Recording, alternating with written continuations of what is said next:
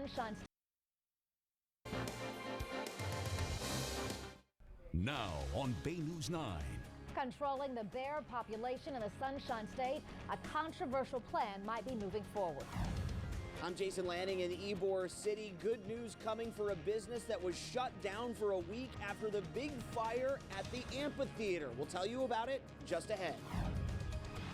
Plus, a solid start to the playoffs for the Tampa Bay Lightning. Your Game 1 wrap against Detroit coming up. From Bay News 9, the morning's first news plus weather. This is your morning news weather now.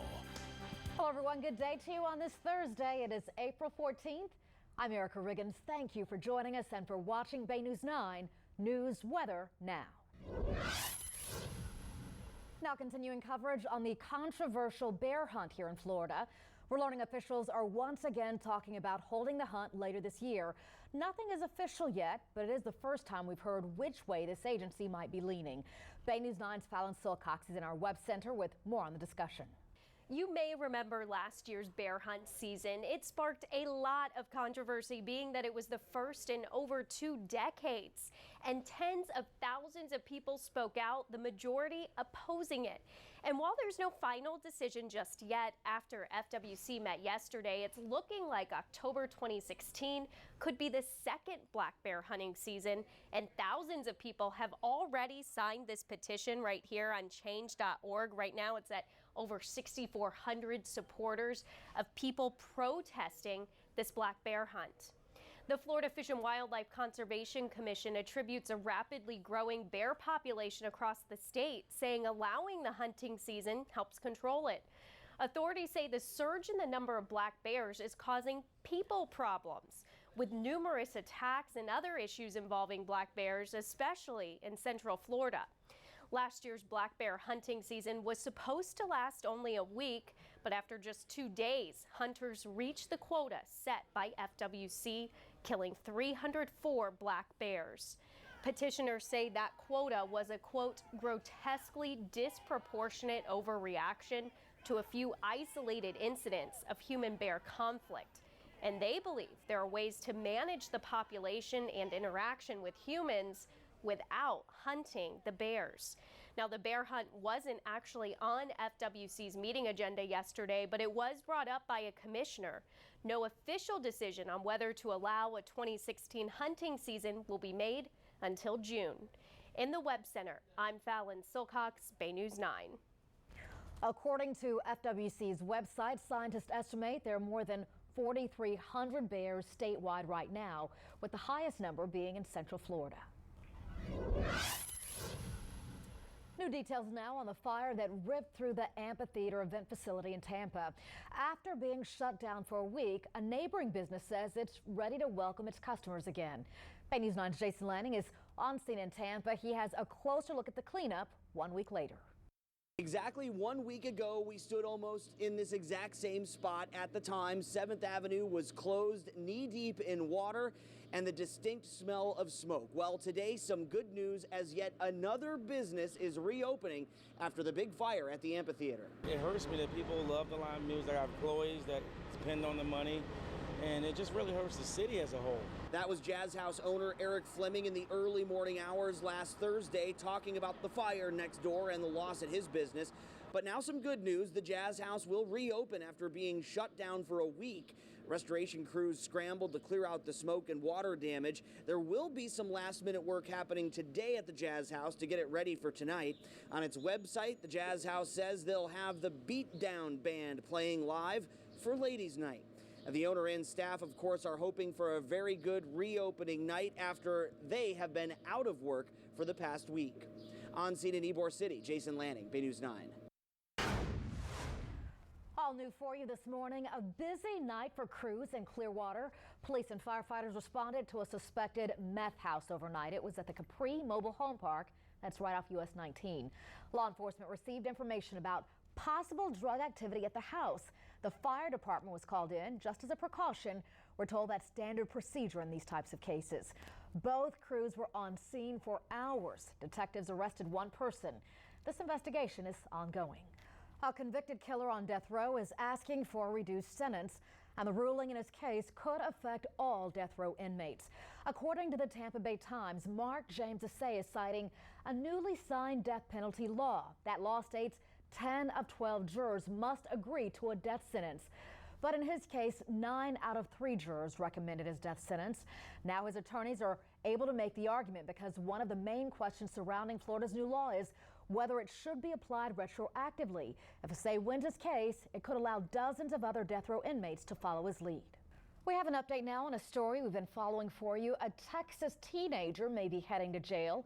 Ethan Couch received a tentative 2-year jail term. His team of lawyers argued that he was not responsible for killing 4 people when he was driving drunk. They used a so-called affluenza defense, claiming that his family's wealth and how he was raised was to blame. Couch, who turned 19 years old on Monday, was originally given 10 years probation, but he violated that probation and then left the country, leading to this most recent court battle.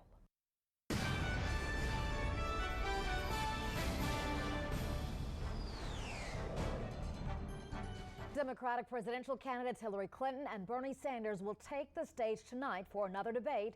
This time they're in Brooklyn ahead of the make or break New York primary happening on Tuesday.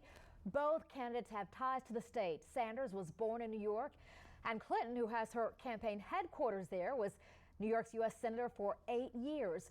CNN is hosting the debate. The 2-hour event starts at 9 o'clock tonight. We'll have a complete wrap for you on your morning news. Happening today, we're expecting to find out if prosecutors will move forward with a case against Donald Trump's campaign manager, Corey Lewandowski. Those close to the matter say the state attorney's office in Palm Beach County will drop the charges against him. Lewandowski was charged with battery after a reporter filed a police report. Michelle Fields says Lewandowski pulled her away from Trump as she was trying to ask him a question during a rally in March. Multiple videos of this encounter appear to show the incident. Fields says she may still pursue a defamation case.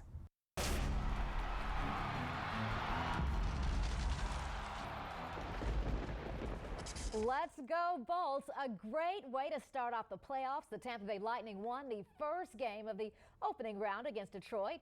That score 3-2. Bright House Sports Network's Rishi Barron spoke with the players right after this game. He joins us with a recap.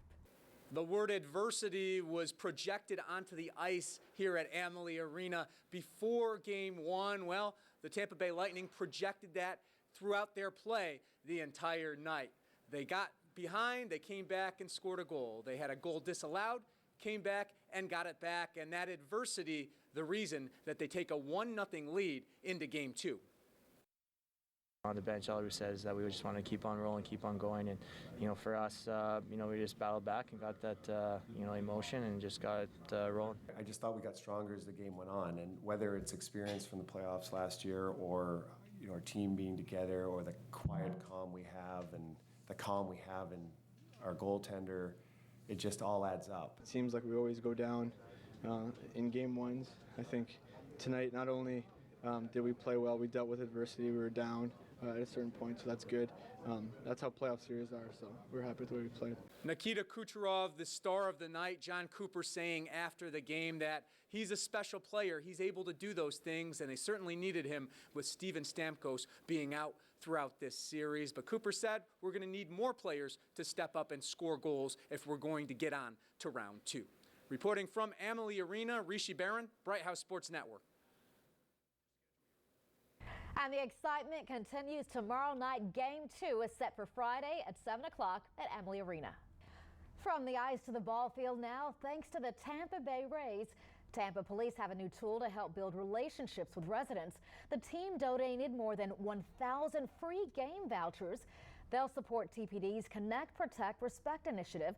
Officers throughout the city of Tampa will distribute vouchers to residents seen doing good deeds, whether it's teaming up with law enforcement to help keep the city safe or contributing in any way to help improve the quality of life in Tampa. Officers can also use the vouchers as a tool to help break the ice with residents in an effort to build new relationships. Wild video a viewer captured highlights the main reason a portion of a local nature park is shut down to visitors. We want to warn you, the video is gruesome. A hungry gator eating one of its own. Why these alligators might be more visible right now, and see what area officials shut down because of it. Next.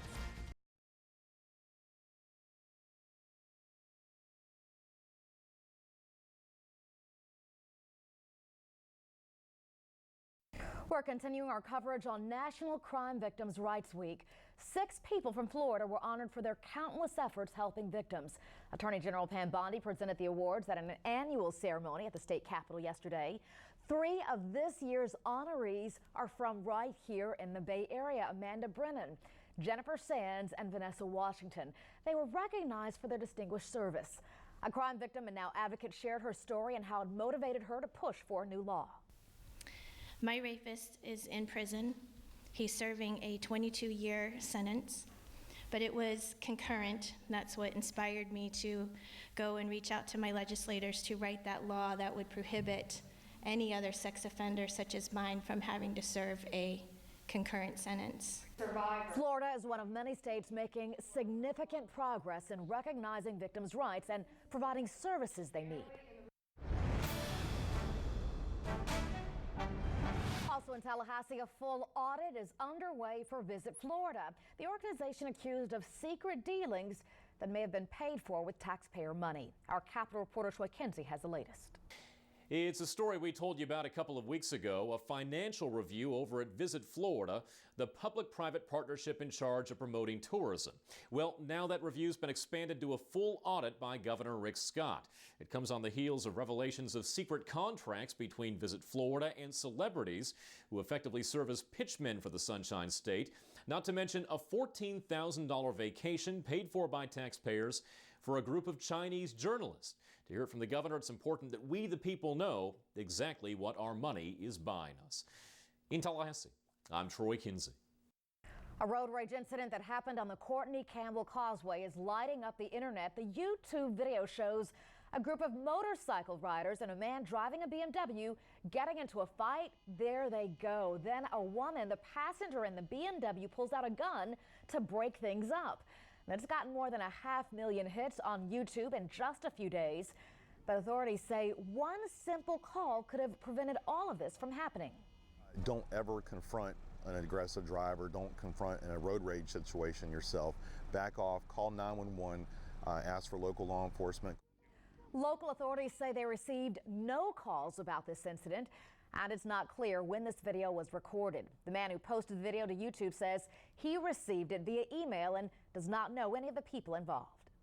The Hillsborough County Sheriff's Office arrested a man and charged him with video voyeurism. Authorities say 42-year-old Joshua Fallon committed multiple acts of video voyeurism. He's accused of recording a woman while she was in her bedroom and bathroom and through the webcam on her laptop computer. Detectives also found 2 other women on videos in various situations where they would have expected privacy. We spoke to a computer expert who is not involved in this case but says this crime does not surprise him. It's not real difficult to get into a laptop web camera. You know, somebody with a little bit of knowledge and a little bit of motivation can get into a webcam. Detectives say Fallon knew all of the victims.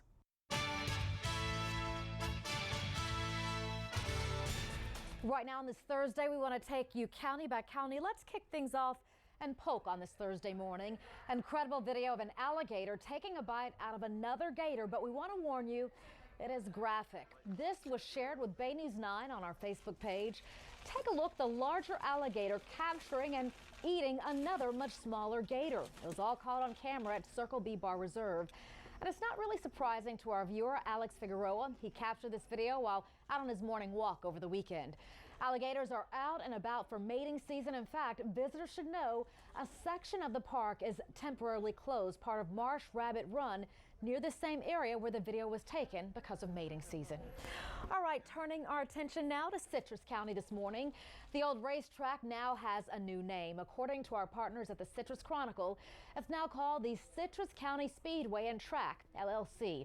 The new operator is renovating the property that will accommodate monster trucks. No word yet on when the work will be finished. And finally, wrapping things up today, let's conclude in Pinellas County this morning. Good news for college students. Bay News 9's Trevor Pettiford has details on a free term. How would you like to go to school here for free? Well, now's your big chance. Pinellas Technical College is giving away 1 free term to 4 lucky winners. Now, this is all in celebration of PTC's new logo you see behind me here. All you have to do is go to Pinellas Technical College's Facebook page and register. They'll be picking the winners on August 2nd. And that is your County by County report today. Remember, we can always give you the latest news from your own backyard. Go to baynews9.com. You'll see your specific county listed right at the top of our homepage. New disturbing details about the Zika virus, what researchers are now able to confirm, next in our health headlines.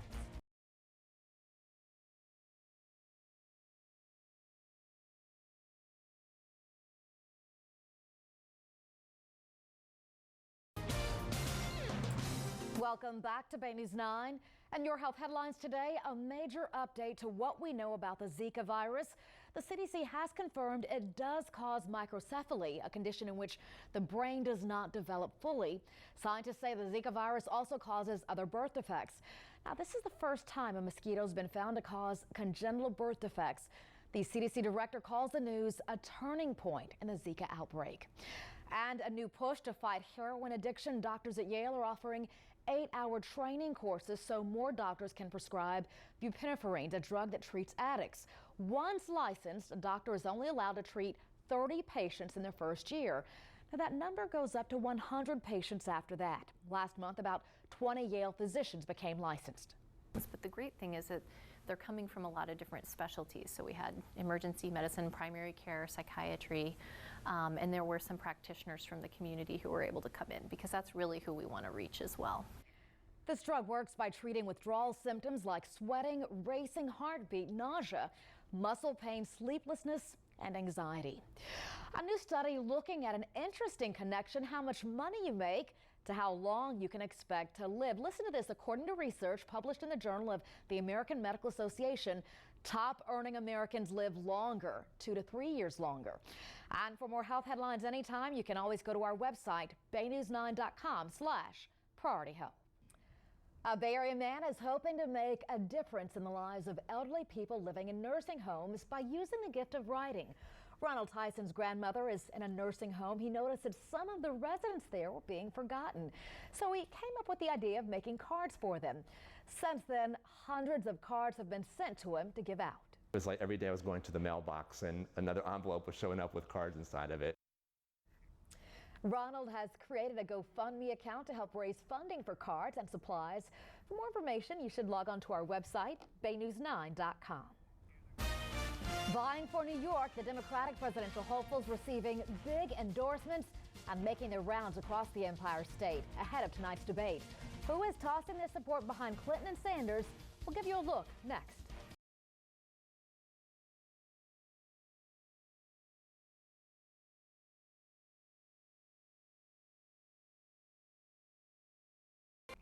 I'm Erica Riggins. Let's take a look now at the top stories we are following for you on this Thursday. We're learning officials are talking once again about holding another bear hunt later this year.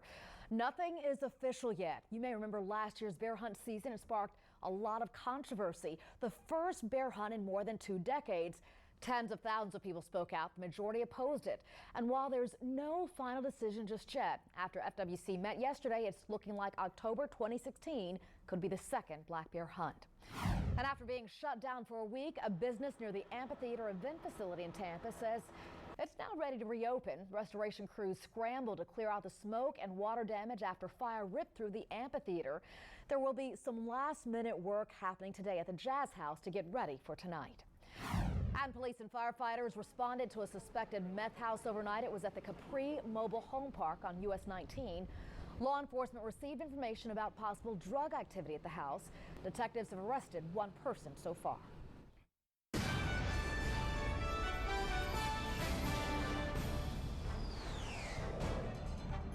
The Democratic presidential contenders head into tonight's big debate with major endorsements that have been rolling in for both of them. Bay News 9's Diane Gallagher is in D.C. with a look at who's working to help shape the race to the White House.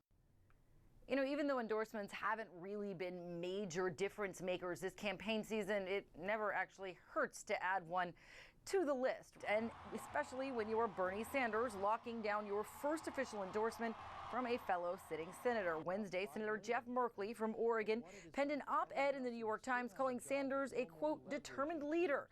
Sanders isn't necessarily low on backers. He also picked up the Transit Workers Union endorsement in New York on Wednesday, which some see as a big blow to rival Hillary Clinton. But When it comes to colleagues, Clinton reigns supreme. More than 80% of current Democratic senators have already endorsed Clinton, including Senate Minority Leader Harry Reid.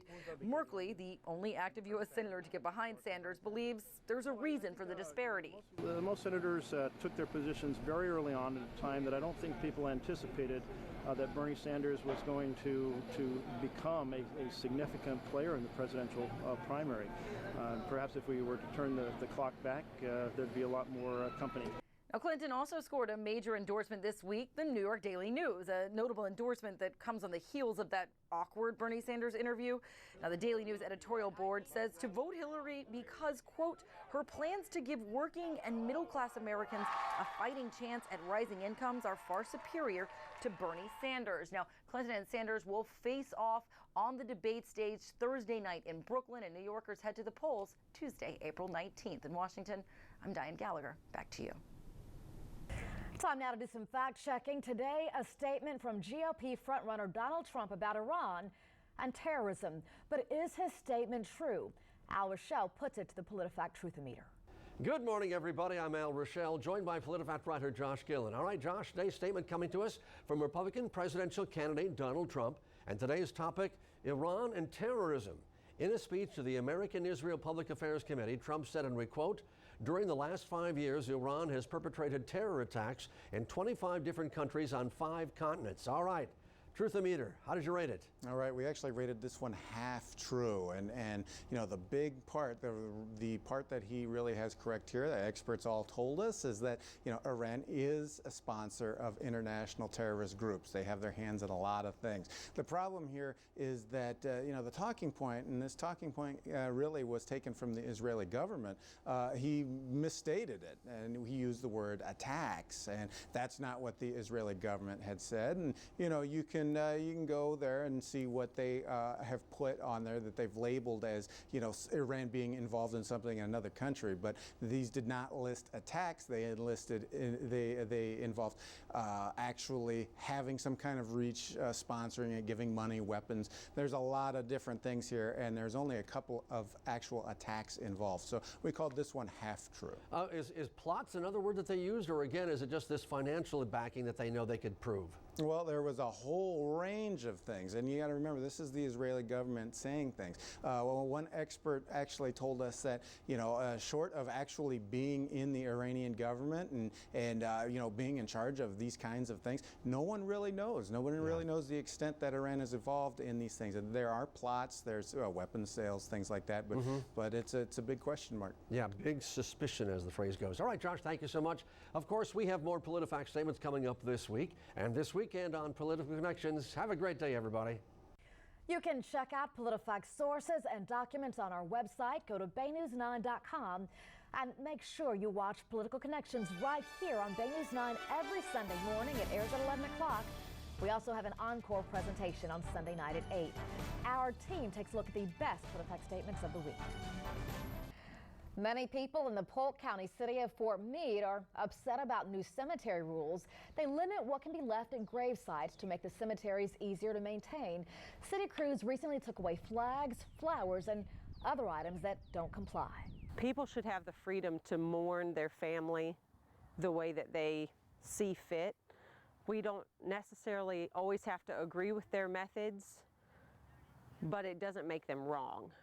Doesn't mean that they should be disrespected. City commissioners have received so many complaints from residents, commissioners have decided to take a fresh look at these rules. Pinellas Park is getting creative. The city is debuting its first ever Pinellas Arts Village this weekend. That's where artists can work, display, and sell their art. Bay News 9's Sarah Belso got a sneak peek of this new studio space. For John Gascott, art is a full-time job. I coined my style Latin pop. After working out of his home for the past year, John decided it was time to set up shop in a studio. That's when he found the Pinellas Arts Village. I checked them out and I was like, sign me up. John is one of 6 artists who have moved into the studios at 5663, sharing space and inspiration. If you have a day when you come in and you feel like, everything's broken and nothing's working and nothing's coming out of your brush, you know that somebody else is there creating, and sometimes, just a little conversation or just seeing them at work can really get you going. Just 2 studios down, painter Bob Canning feels that same sense of community. But I love it. It's terrific. There's a good energy. They're a good bunch of people.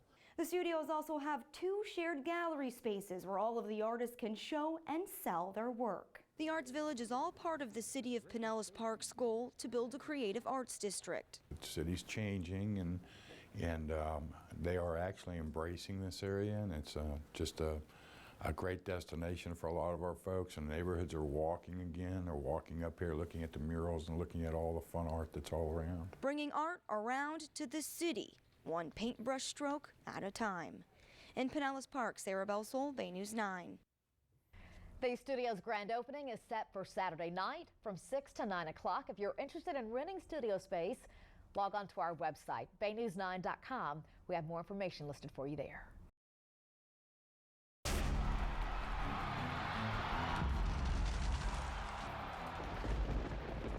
Tampa Bay Lightning fans were out in full force, dressed from head to toe in their team gear and ready to see their team beat the Detroit Red Wings, and that's exactly what the Lightning did.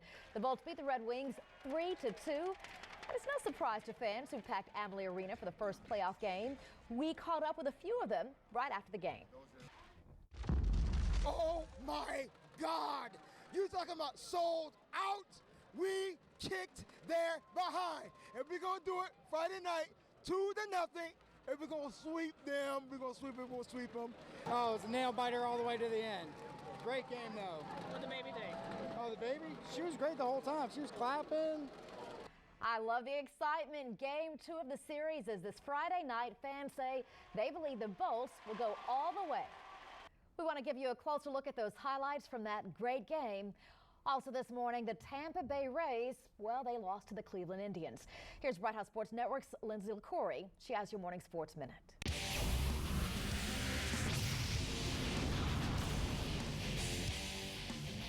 No love lost between the Bolts and the Red Wings. Eastern Conference quarterfinals, Game 1. Tyler Johnson back for the series opener. His triplet line partner, Nikita Kucherov, stealing the show. 2 goals and 1 assist. That one tied the game at 2.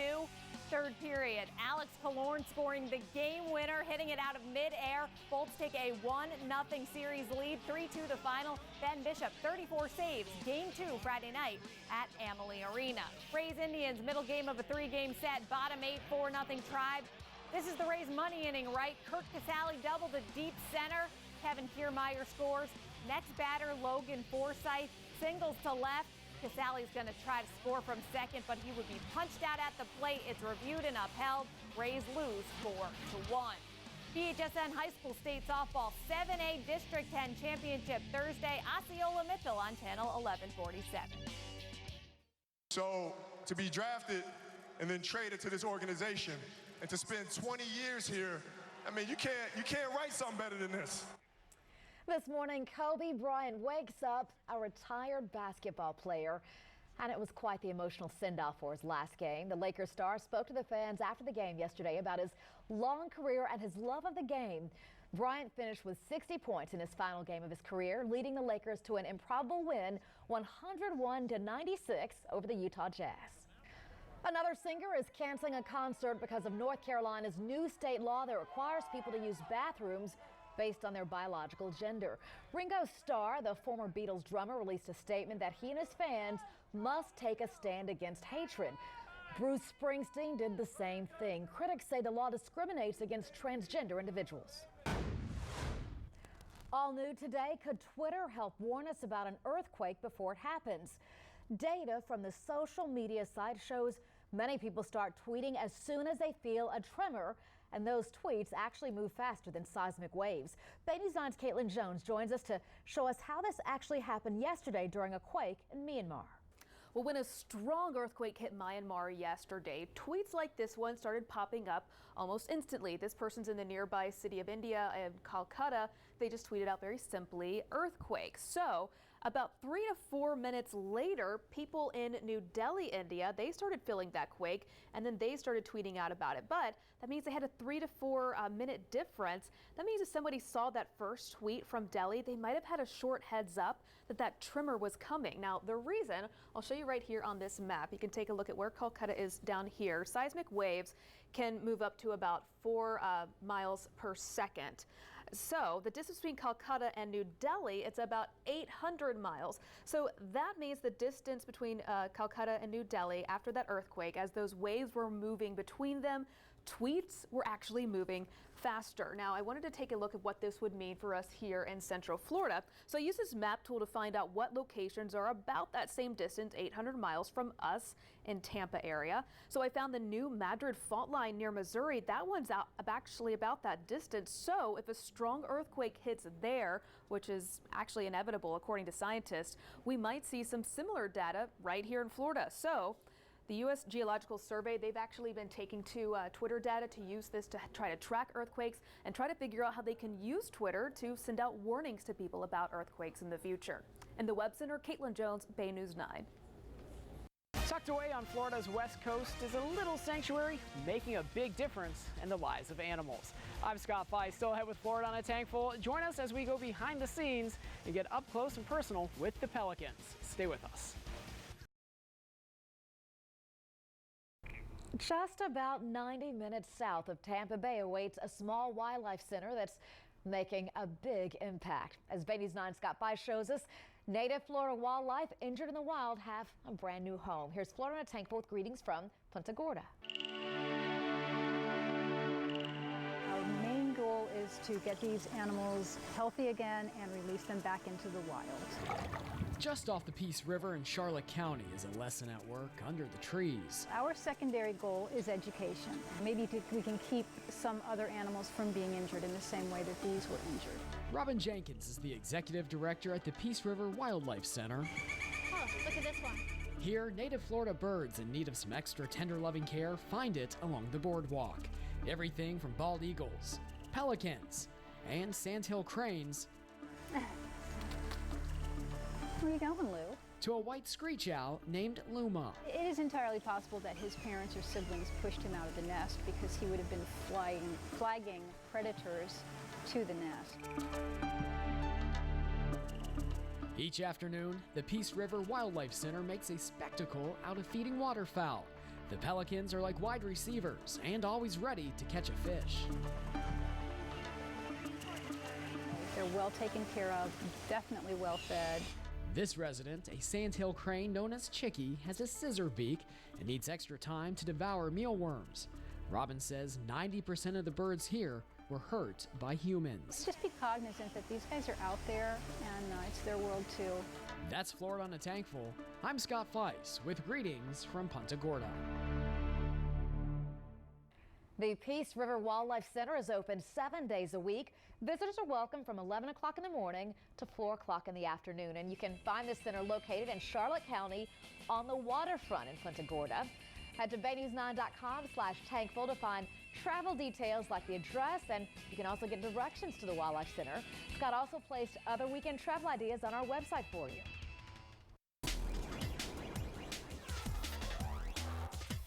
If you're a theater buff, then check out On Stage Across America, a monthly theater show covering Broadway, regional theater, and so much more. This month, the show has an exclusive all-access, behind-the-scenes feature at Les Miserables on Broadway. That's on Bright House Networks, local on demand, channel 999. Look in the entertainment category under Broadway.